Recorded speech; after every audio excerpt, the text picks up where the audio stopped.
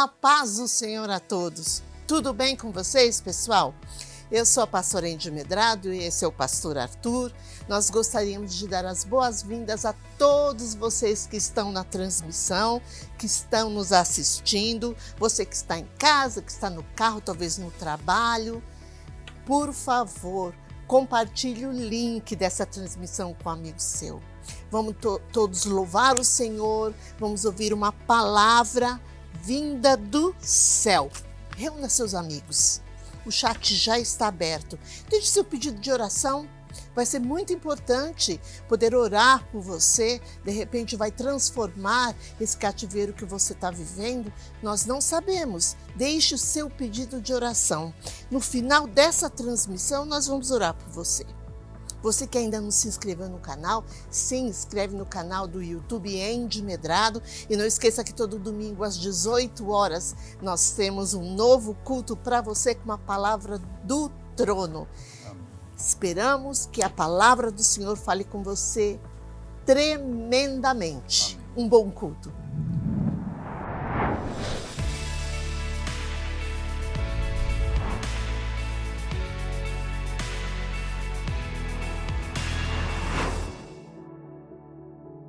A paz do Senhor a todos. Que bom estarmos juntos nesse domingo, nessa tarde, adorando o Senhor, dando honra a Ele.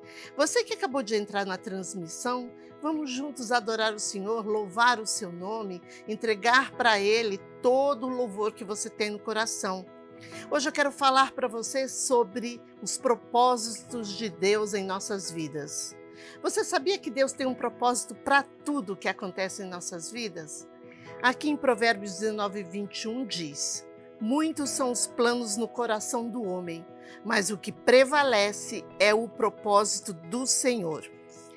Agora, seguir o propósito de Deus, quando eles estão de acordo com o que a gente quer, é fácil. Difícil é colocar a vontade de Deus acima da nossa. Quantas vezes a gente planeja alguma coisa e Deus fala não? Espera, não. Às vezes a gente planeja alguma coisa por muito tempo. A gente sonha, se prepara e Deus fala, ainda não é a hora. E de repente, algo que você planejou por tanto tempo, fez tanto esforço, começa a acontecer. Mas ao invés de te dar paz, começa a te dar infelicidade, tristeza, depressão, ansiedade. Por mais que você queria que aquele sonho se concretizasse e está se concretizando, você percebe que não está te trazendo felicidade. Sabe por quê? Porque você não está cumprindo o propósito de Deus na sua vida, você está fazendo aquilo que você quer. Ah, mas Deus está me pedindo para fazer isso ou aquilo? Eu não concordo, não. Eu não acho legal. Não esqueça que Deus tem um propósito para todas as coisas. Tudo que Ele faz em nossas vidas é perfeito, mesmo quando a gente não entende. Espere no Senhor, confie nele e tudo irá bem. Amém? Vamos louvar o Senhor.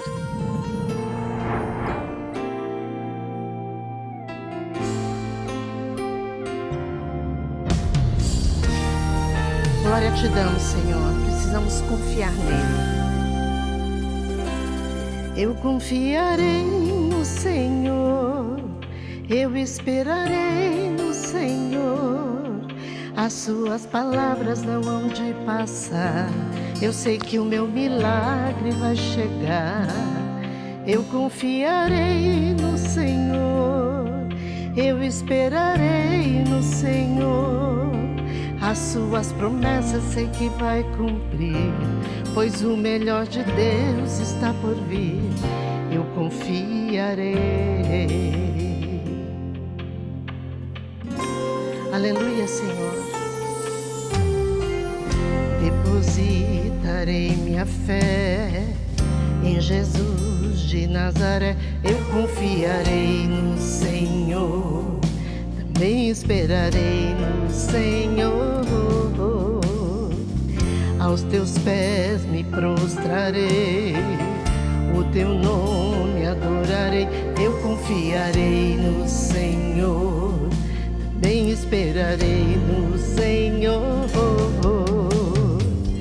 Nada pode abalar minha fé, minha confiança em Deus. Tua palavra não volta vazia, em Ti esperarei. Eu confiarei no Senhor, eu esperarei no Senhor. As Suas palavras não hão de passar, eu sei que o meu milagre vai chegar. Eu confiarei no Senhor, eu esperarei no Senhor. As Suas promessas sei que vai cumprir, pois o melhor de Deus está por vir. Eu confiarei. O melhor de Deus ainda está por vir na minha vida e na tua vida. Creia nisso. Confie nele. Aleluia. Eu confiarei no Senhor, eu esperarei no Senhor. As Suas palavras não hão de passar, eu sei que o meu milagre vai chegar. Eu confiarei no Senhor, eu esperarei no Senhor. As Suas promessas sei que vai cumprir, pois o melhor de Deus está por vir. As Suas promessas sei que vai cumprir, pois o melhor de Deus está por vir.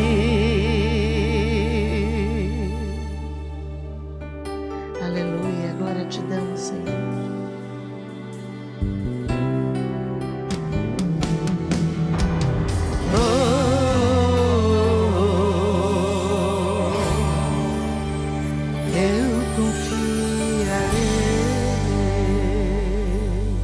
Confie nele, vai dar tudo certo.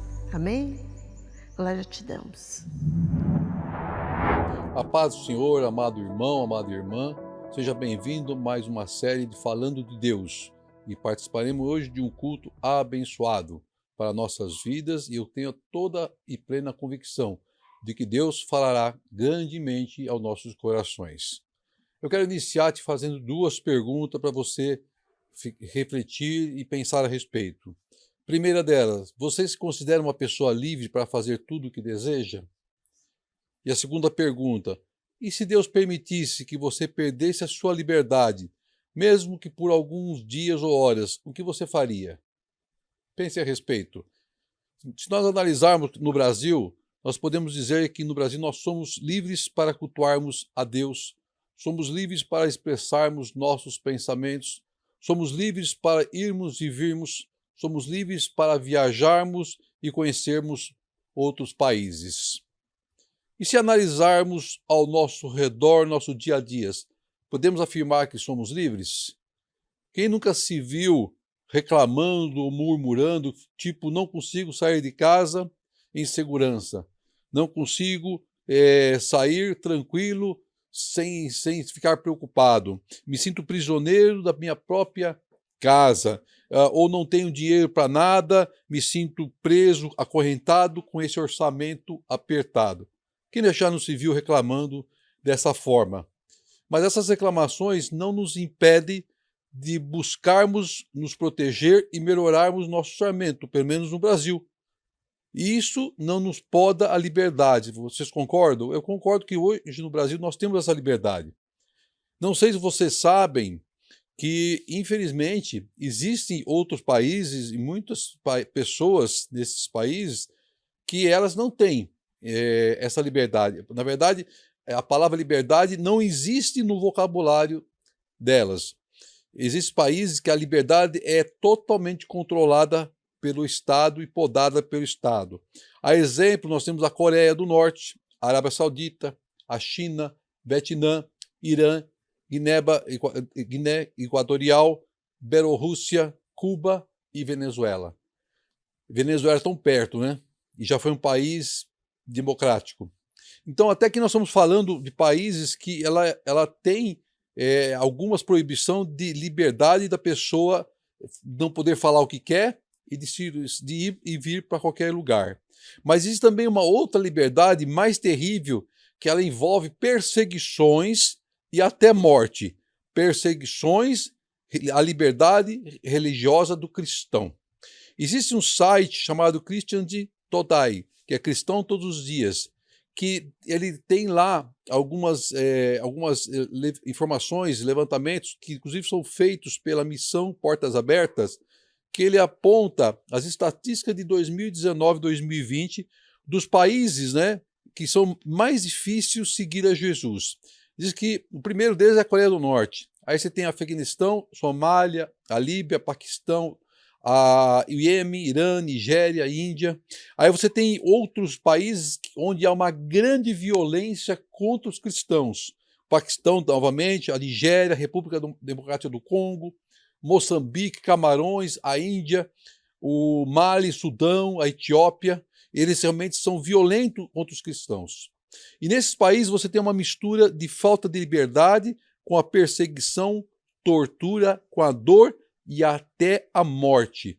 E em alguns desses países, servir a Cristo, buscar a Cristo, você tem os seus bens confiscados, a sua vida é confiscada, a sua família é escravizada, levada para campos de trabalho forçado, e você pode até ser sentenciado à morte sem direito nenhum à defesa. E segundo o site de Missões Portas Abertas, depois você pode até pesquisar, em 2021, mais de 350 milhões de cristãos foram perseguidos em todo o mundo. A perseguição que são realizadas, às vezes por meio das estruturas políticas do Estado, por questões culturais de discriminação e com o objetivo de abalar a igreja local, eliminando o cristianismo do seu país e da sua história. Pasmem, durante a pandemia da Covid, os países como Sudão, Iêmen, Paquistão, Índia e Bangladesh negaram a ajuda de alimentos e medicamentos a famílias cristãs. Principalmente das áreas rurais, a ajuda foi negada por causa da sua fé. Incrível. Pasmem, no México, grupos criminosos aproveitaram a pandemia para consolidar o seu controle local, o seu controle territorial.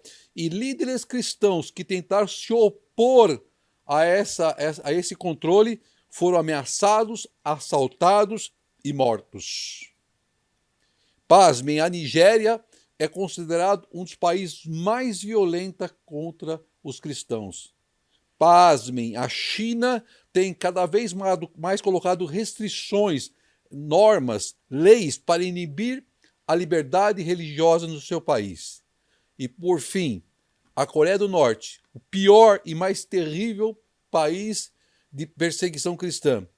Os cristãos que são descobertos são levados a campos de trabalhos forçados, junto com as suas famílias. E, em alguns casos, são condenados à morte. Agora eu vou te perguntar de novo. Você se considera uma pessoa livre para fazer tudo o que deseja? E se Deus permitisse que você perdesse sua liberdade por alguns dias ou horas, o que você faria? A Bíblia, temos um relato que o próprio Filho de Deus, foi perseguido, preso, açoitado, crucificado e morto por aqueles que ele escolheu, pelo povo escolhido, seus escolhidos. E o que Cristo fez? Isaías 53:7 diz assim: ele foi oprimido e afligido, mas não abriu a sua boca. Como um cordeiro foi levado ao matadouro, e como ovelha perante os seus tosqueadores, assim ele não abriu a sua boca. É importante que você reflita nessa introdução, porque nós somos um povo privilegiado. Podemos servir a Deus, podemos buscar a Deus sem sermos perseguidos. Mas haverá tempo que isso não vai existir, porque toda a igreja será perseguida. Eu convido que você abra sua Bíblia em Atos 16, do versículo 25 ao 34. se assim você puder, para acompanhar a palavra do Senhor desta tarde, início de noite, que diz assim no versículo 25, Atos 16. Por volta da meia-noite, Paulo e Silas estavam orando e cantando hinos a Deus e outros presos os ouviam. De repente, houve um terremoto tão violento que os alicerces da prisão foram abalados. Imediatamente, todas as portas se abriram e as correntes de todos se soltaram. O carcereiro acordou e, vendo abertas as portas da prisão, desembainhou sua espada para se matar, porque pensava que os presos tivessem fugido. Mas Paulo gritou: "Não faça isso, estamos todos aqui." O carcereiro pediu luz, entrou correndo e trêmulo, prostou-se diante de Paulo e Silas. Então levou-os para fora e perguntou: "Senhores, que devo fazer para ser salvo?" Eles responderam: "Creia no Senhor Jesus e serão salvos você e sua casa." E pregaram a palavra de Deus, e ele e todos da sua casa, eles e a todos de sua casa. Na mesma hora da noite, o carcereiro lavou as feridas deles. Em seguida, ele e todos os seus foram batizados. Então os levou para sua casa, serviu-lhes uma refeição, e com todos de sua casa alegrou-se muito por haver crido em Deus. Amém, glória a Deus. Amém, glória a Deus. Para melhor entendimento dessa palavra, nós precisamos entender por que Paulo e Silas foram levados à prisão. Eu creio que todos sabem, mas eu vou tentar fazer um resumo. Primeiro, Paulo teve um sonho, e nesse sonho deveria passar pela Macedônia. E pregando para as mulheres à beira de um rio, uma delas, chamada Lídia, temente a Deus, se batizou e os convidou para irem à sua casa. Quando eles saíram para a oração, uma jovem que tinha espírito de adivinhação e que dava grande lucro aos seus senhores, passou a segui-los e passou a gritar em alta voz que eles eram servos do Deus Altíssimo. Isso acontecia repetitivamente, dia após dia. E Paulo, então, resolve repreender o espírito de adivinhação que saiu daquela mulher. E por esse motivo, eles foram açoitados e enviados à prisão. Por quê? Porque os seus senhores perderam o ganho, perderam o lucro usando aquela mulher que tinha o espírito de adivinhação. Então, esse é o resumo de por que Paulo e Silas foram levados à prisão. Então, nós vemos Paulo e Silas presos injustamente, sendo eles romanos, cidadãos romanos, sem um julgamento, mas por questões políticas e religiosas, de interesse e de cunhos pessoais daquela época, e exemplo do que acontece nos dias de hoje em muitos dos países a qual nós fizemos aqui uma pequena introdução. Quando eles são levados à prisão, nesse momento, o que a Bíblia relata do que eles falaram ou deixaram de falar? Eles murmuraram, questionaram a Deus, gritaram de raiva, reclamaram: "Estamos sendo injustiçados, cadê o juiz? Quero fazer uma apelação." Não. Assim como Cristo ficou calado nas mãos daqueles que o levaram à crucificação, os seus servos também foram levados à prisão, sem direito à palavra. Então diz a palavra lá no versículo 25, que por volta da meia-noite, Paulo e Silas, que estavam orando e cantando hinos a Deus, e os outros presos ouviram. Então vamos entender essa primeira parte do versículo. Eles se alegravam na presença de Deus, eles entraram na presença de Deus, eles mergulharam na presença de Deus, independente de onde eles estavam, que era no cárcere. Mesmo dentro de um cárcere, havia uma alegria, porque o Espírito do Senhor estava com eles. Deus está nos mostrando essa passagem, que Ele está em todos os lugares. Basta nós procurarmos. A palavra diz que onde estejam 2 ou mais reunidos em meu nome, lá eu estarei presente. Então eles estavam lá, Paulo e Silas, louvando e orando ao Senhor. Esse é o poder que nós temos nas mãos. Esta é a arma que nós temos nas mãos, o louvor e a oração. E Deus estava na vida deles, estava naquele cárcere, assim como Deus está na igreja física, assim como Deus está na igreja virtual, assim como Deus está na tua casa, assim como Deus está na tua empresa, assim como Deus está na tua vida. Basta buscarmos de todo o coração.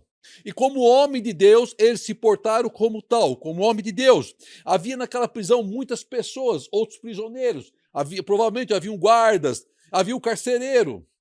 Mas a atitude de Paulo e Silas era um testemunho vivo de um cristão, orando, clamando e louvando ao Senhor, sem murmurar. Mas havia um propósito de tudo isso. Havia um propósito de Deus para permitir que essa situação acontecesse na vida de Paulo e Silas. Lembram do sonho de Paulo, que deveria passar pela Macedônia, ali no início do capítulo que nós fizemos a introdução? Pois bem, ali era o chamado de Deus para que ele fosse para aquele lugar, porque Deus já estava preparando tudo, porque Deus tinha um propósito para eles estarem naquela prisão. Lá, versículo 26 diz que, de repente, sobreveio um tão grande terremoto que os alicerces do cárcere se moveram. E logo se abriram todas as portas. Não foi uma ou duas, foram todas. E foram soltas as prisões de todos. Não só Paulo e Silas, mas de todos. Então Deus não poderia ter feito um movimento para soltar apenas Paulo e Silas? Poderia. Mas Deus queria mostrar o seu poder naquele lugar, e ele abalou todo aquele lugar, mas aquilo que ele abalou, o terremoto que ele trouxe, não foi para matar, não foi para machucar ninguém, foi apenas para mostrar o seu poder. O que ele fez foi quebrar as correntes, ele abriu todas as portas, e ele libertou fisicamente das correntes todos que ali estavam. Além de Paulo e Silas, todos os demais presos. Diz a palavra que imediatamente todas as portas se abriram e todas as correntes foram soltas. Tamanho foi o poder de Deus naquele lugar, através da vida dos teus servos, que ali buscavam o Senhor em louvor e oração. Naquilo que você chama de Deus, naquilo que você chama de prisão na sua vida, é onde Deus vai operar. Naquilo que você chama que é uma dificuldade, uma luta, ore a Deus, louve a Deus, e o céu vai se abrir, e Deus vai balançar os alicerces de onde você está. Não para machucar, porque o terremoto natural normalmente vem para destruir, derrubar a parede, derrubar muros, derrubar tudo. Mas esse terremoto, ele veio para quebrar aquilo que era um impedimento para a vida daqueles homens. Existia um propósito de Deus naquele lugar. Existia um propósito de Deus e as coisas estavam acontecendo segundo a vontade de Deus. As coisas acontecem na nossa vida não é por acaso, mas segundo a vontade de Deus. Todos presenciaram o poder de Deus através da vida de todos ao redor. Deus operou um milagre naquele lugar.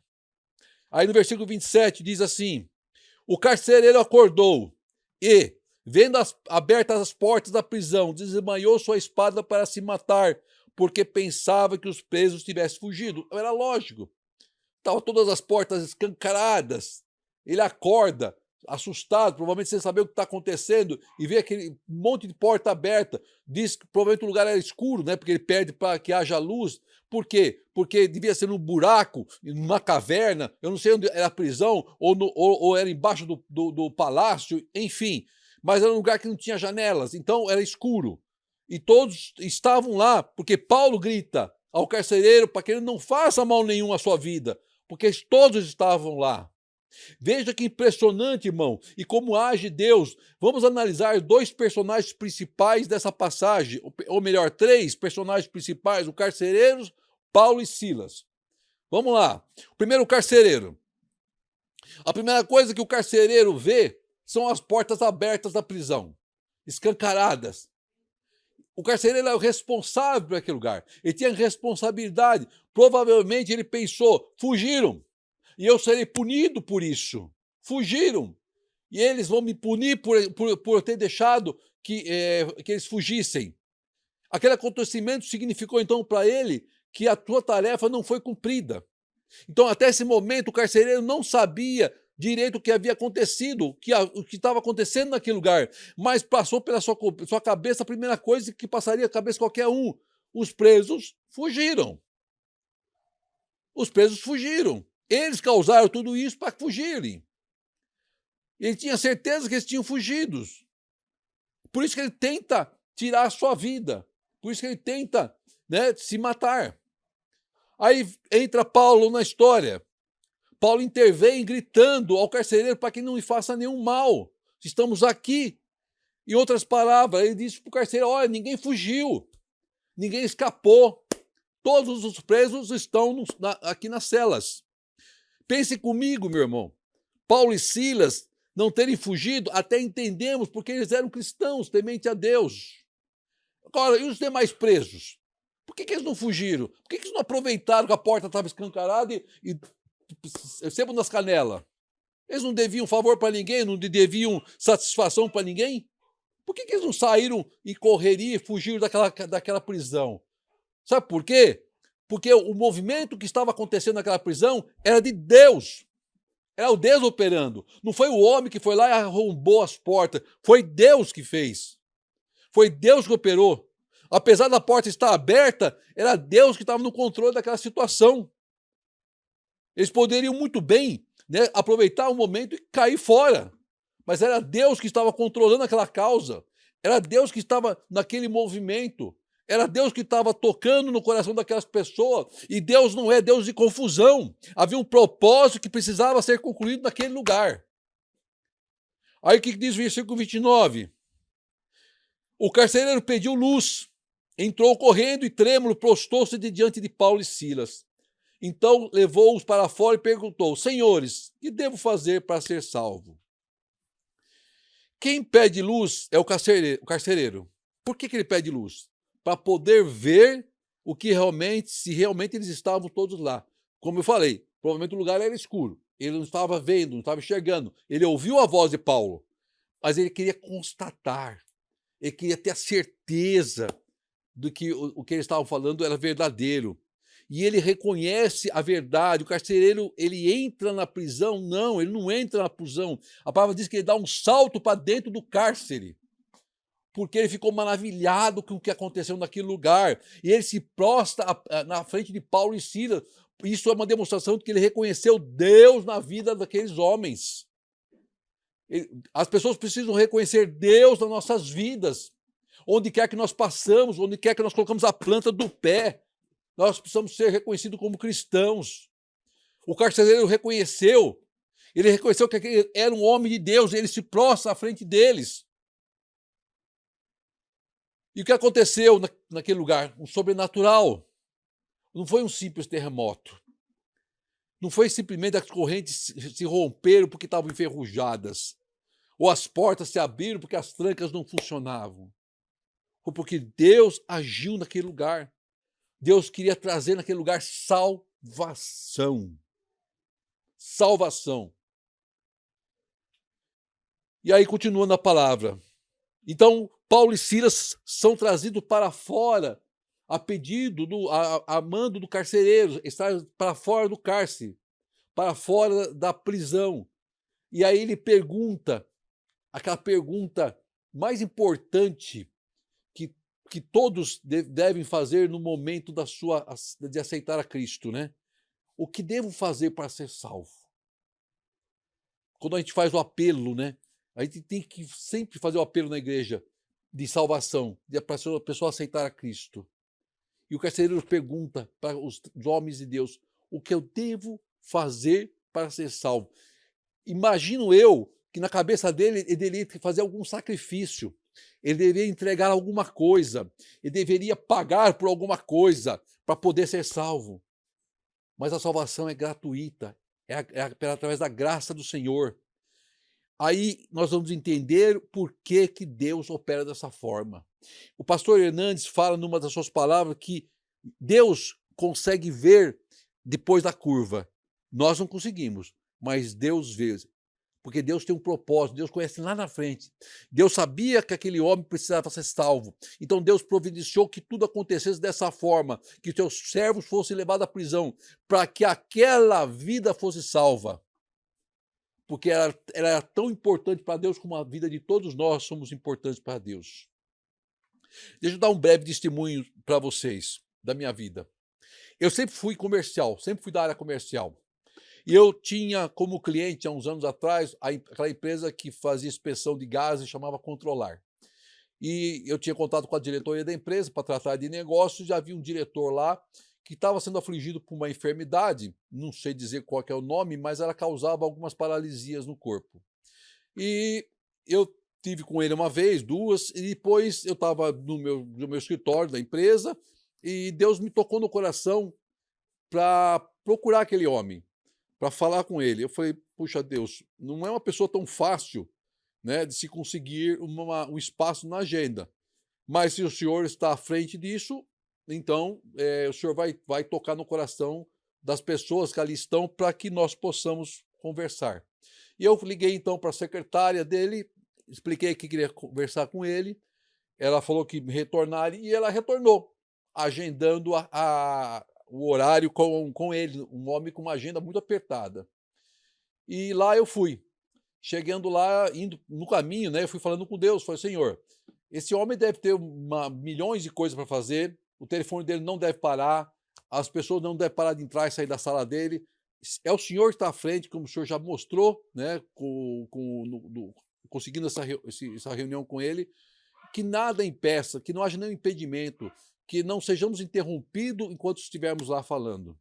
E lá chegamos, eu entrei para conversar com ele, eu percebi que ele já estava sem movimento dos braços, das pernas, e ele tinha acabado de ser pai, né, recentemente, mas ele estava perdendo as suas mobilidades e, né, e isso provavelmente estava lhe trazendo grande tristeza. E lá eu entreguei o que Deus havia mandado para entregar aquele homem. Aquele homem chorou, né, aquele homem foi tocado pelo Espírito Santo, aceitou a Cristo e Deus o recebeu como filho e o céu entrou em festas. Havia um propósito de Deus. E eu não sabia qual era o propósito de Deus, mas havia um propósito de Deus na vida daquele homem. E aquele propósito se cumpriu. Foi o que Paulo Silas fez. Não murmurou, não reclamou. Se Deus manda, irmão, faça. Obedeça. Porque Deus vê depois da curva. Nós não vemos depois da curva. Voltando à palavra. Aquilo que para o homem parece impossível, aquilo para o homem parece algo que não tem explicação, é quando Deus opera, é quando Deus faz o milagre. Quando Deus manda, tranquilize, porque será providenciado para que a vontade do Senhor prevaleça sempre. Já estamos chegando no final. Versículo 31. Eles responderam: "Creia no Senhor Jesus, e serão salvos você e sua casa". E pregaram a palavra de Deus a ele e a todos os de sua casa. Naquela mesma hora da noite, o carcereiro lavou as feridas deles. Em seguida, ele e todos os seus foram batizados. Então os levou para a sua casa, serviu-lhes uma refeição, e com todos os que de sua casa alegrou-se muito por haver crido em Deus. Glória seja dada a Deus. Quando uma alma se rende a Jesus, ainda mais, quando uma família se rende a Jesus, o céu entra em festa, nós nos alegramos, nós sentimos como se o bálsamo desceu sobre nós, e vamos sempre falar, quando acontece isso, valeu a pena todo o sacrifício, valeu a pena, porque uma alma foi salva, uma alma foi tirada da mão do inferno. Quando toda uma família se rende a Jesus, imagine como o céu se porta, como os anjos fazem, e tanto que são alegria. Através da vida de Paulo e Silas, das feridas deles, da prisão, uma família foi alcançada e salva. Você entendeu agora porque Deus permitiu que eles fossem presos? Você entendeu agora porque Deus permitiu que eles fossem açoitados e levados ao cárcere? Você entendeu agora porque Deus tem a forma de agir sobre nossas vidas? Através da sua vida, famílias vão ser salvas. Através de você, vidas vão ser salvas. Entenda o propósito de Deus. Foi através de você que sua família foi resgatada. Foi através da sua vida. Então descansa o seu coração, porque a obra de Deus será cumprida, completa, e ninguém se perderá.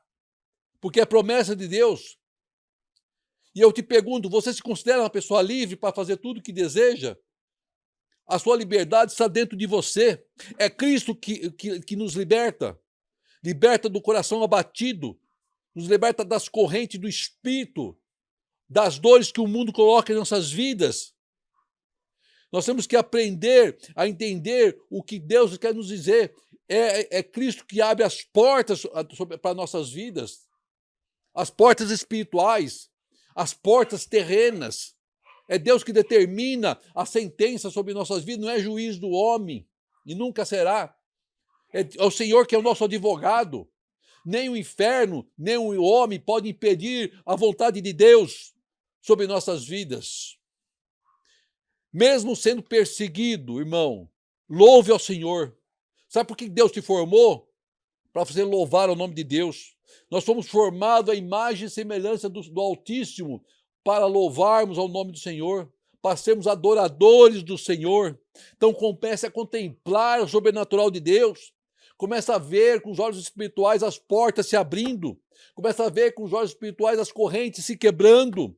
Começa a ver com os olhos espirituais as vidas se entregando a Cristo, almas sendo salvas no nome do Senhor, para que o nome do Senhor seja glorificado. Levar a palavra da salvação, a praticar o ID.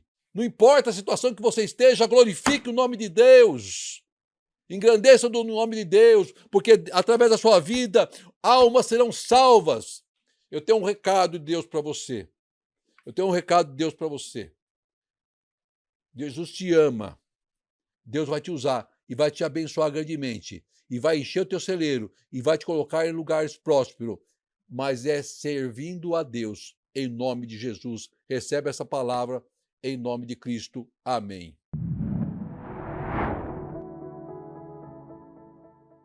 A palavra de Paulo e Silas tem muito a nos ensinar, principalmente a de que nós temos que ser instrumentos das mãos do Senhor e sermos usados por Deus aonde quer que seja, não importa onde. Por mais que a situação pareça ser difícil, ser de luta, às vezes de tristeza, é lá que Deus vai nos usar, vai nos capacitar e vai permitir que almas sejam salvas. Então, temos que aprender a não murmurar, não reclamar ao que Deus coloca sobre nossas vidas, mas sempre engrandecermos o nome do Senhor. A todos que participaram, agora nós vamos estar orando. Quero chamar minha esposa para juntos nós orarmos a Deus e agradecermos por esse culto abençoado em nossas vidas. Querido amado Deus, louvamos e agradecemos, Pai, pela palavra que Tu nos trouxe essa tarde, essa noite, Pai querido, a qual nos ensinou, Senhor, que o Senhor nos usa em qualquer lugar e em qualquer situação. Queremos ser servos fiéis, queremos ser servos usados por Ti, instrumento nas Tuas mãos, Senhor.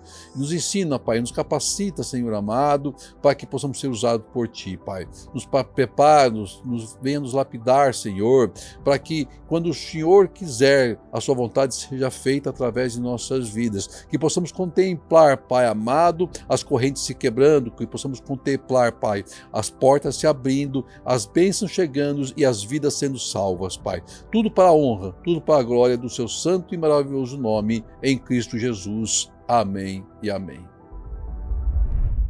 Amém. Glória seja dada a Deus.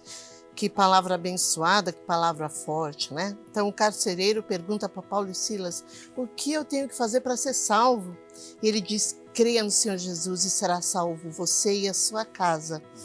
Aceite o Senhor Jesus como seu Senhor e Salvador e será salvo você e a sua casa.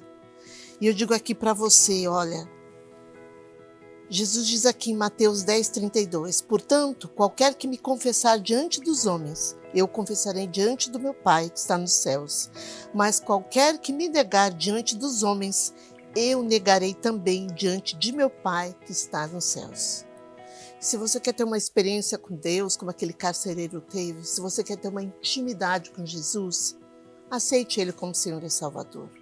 E se você sente isso no seu coração de aceitá-lo, repita comigo: Senhor Jesus, eu te aceito como meu único e suficiente Senhor e Salvador. Eu te peço para escrever o meu nome no livro da vida. Senhor, eu te convido para habitar no meu coração e na minha vida. Senhor, faz morada em mim para sempre. Amém. Amém?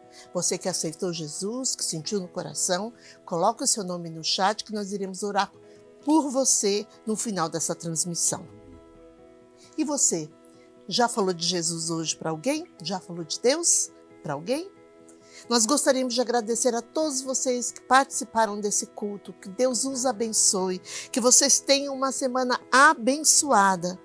Em Números 6:24 diz: que o Senhor te abençoe e te guarde, que o Senhor faça resplandecer o seu rosto sobre ti e te conceda graça, que o Senhor volte para ti o seu rosto e te dê paz. Amém. Amém? Se você ainda não se inscreveu no nosso canal, se inscreva no canal do YouTube Andy Medrado e não esqueça todo domingo às 18 horas, nós temos um culto novinho para você, com uma palavra nova que vem do trono. Deus o abençoe e até o próximo domingo. Amém. Amém.